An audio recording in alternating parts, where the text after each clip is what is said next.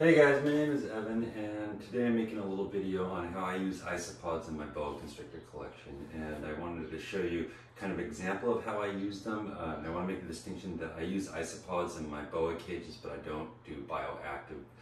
Bioactive really means it's kind of a symbiosis between plants and the substrate and animals, kind of a mixture of things that are creating waste and things that break them down so that there's no cleaning. Whereas I use the isopods for two reasons. One is just a little side foray into the hobby, and two, I do think that it improves the hygiene in my cages overall, and so I think that's a good luck, or that's a good thing to be doing.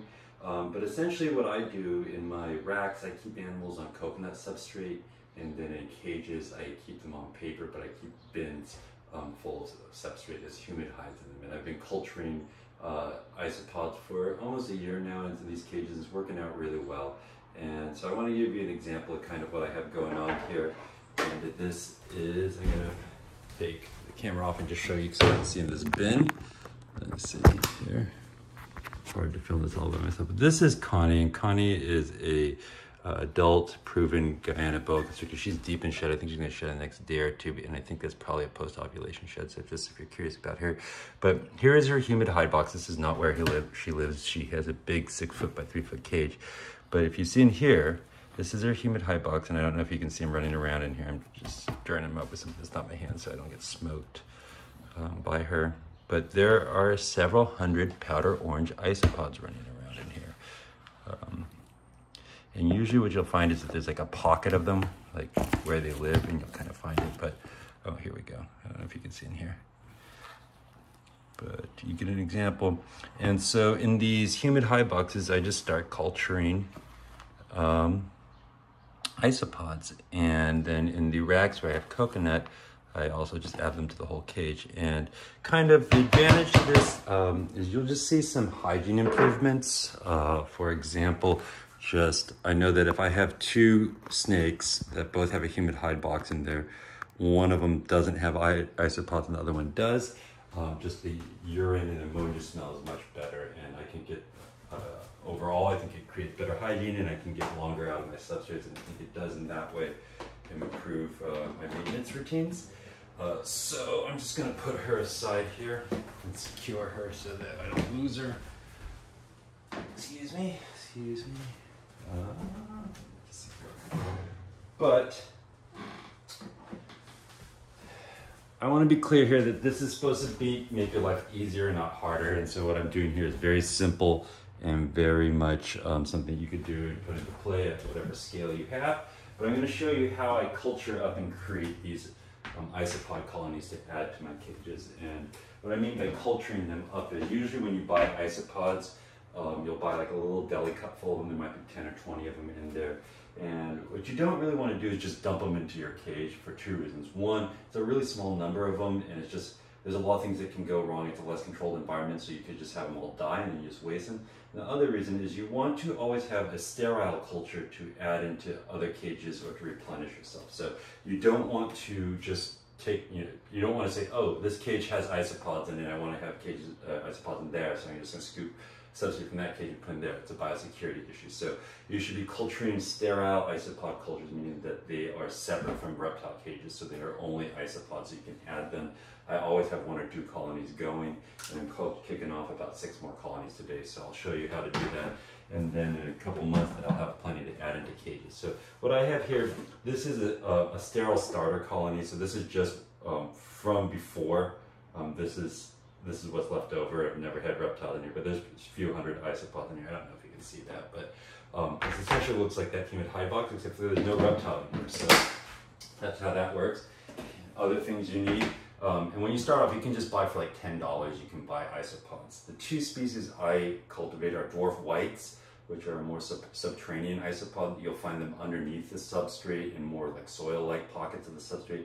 And then I also do powder orange isopods, which I actually think if you're going to pick one, I think that would be a good one. There's a couple other species that are similar to powder orange, but just from my experience, powder oranges are really good in a boa cage because they seem to do well on a less modified substrate, meaning that if you just had some chunky coconut, they would do okay in it.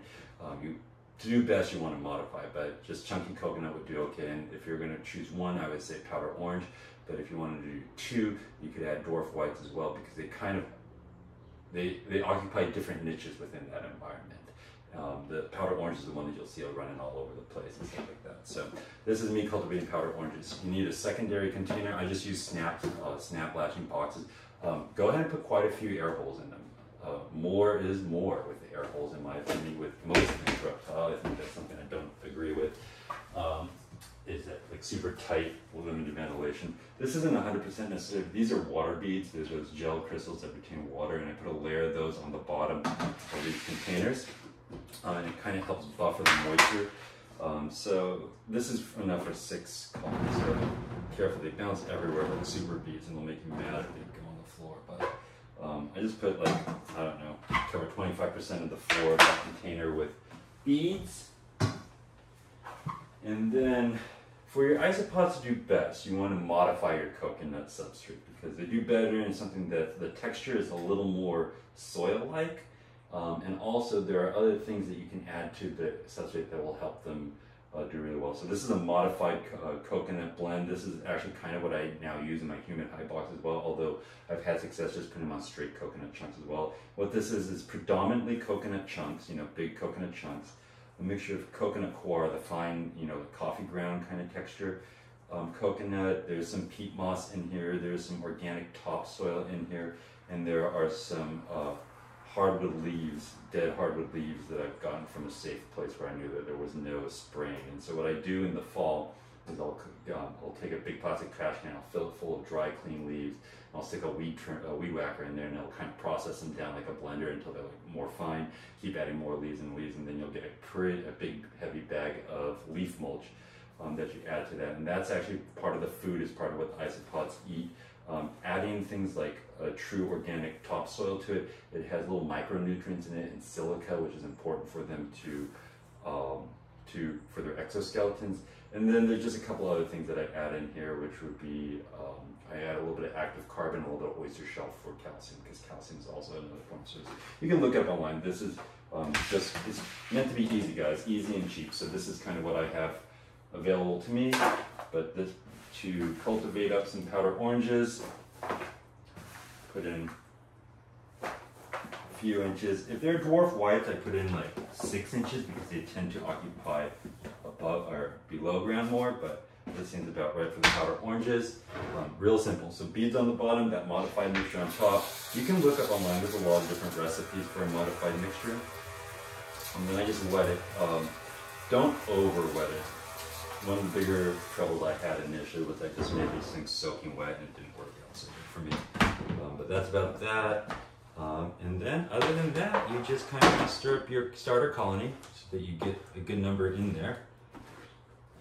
And I mean, really 10 or 20 in here will kick off this whole colony. Pretty much everything that I have filling 40 cages started from a cup of 8 or 9. So that's that. So here we go. Just make sure that I have some in there. And the last thing I'm going to do is put a couple of pieces of food in there. And you can feed them different things. You can do your own research. But in these sterile cultures where they don't have any other animals shedding and producing waste and whatnot, it's putting out a little bit of something for food. These are just carnivorous fish pellets. I put a few, not very many, like 3 or 4 in. I'll do that every couple of weeks. Once they're in your cages, they'll eat the feces, they'll eat sheds. Like when they shed, in like less than a week, the entire shed is gone. So I don't feed them in the colonies. But that's it, guys. That's how you culture a colony of powder orange isopods. So from here, I'm going to put it on top of a snake cage where it's nice and warm. And I'm going to forget about it. Check on it every couple of weeks, make sure it doesn't dry out. But I'm going to forget about it in like 2 to say like 6 to 8 weeks. I should have a full colony in here. The only other thing, I put a label so I know that species is on here. But that's that. So from here, you'll have a colony with several hundred, and you can start seeding cages and you can perpetuate yourself. I'd always recommend that you have 1 or 2 of these in backup. I always keep 2 because sometimes one dies off, and then you're like, oh, shit, and then you just kick it off with the other one. But it's really simple. Keep it simple. It's meant to solve problems and be fun and interesting. It's been rewarding for me. It's cheap. I've done this whole thing for less than $50 for all my cages. And yeah, if you find yourself being bored with animals or bored with your collections, just feels like all you're doing is cleaning all the time, do something else that interests you. So you don't always have to add another animal to find a new aspect of the hobby. I've started putting isopods into my collection because that's another way for me to be rewarded here. Yeah, if you have any questions, put them down below. I'll answer them for you. Thanks so much. Bye.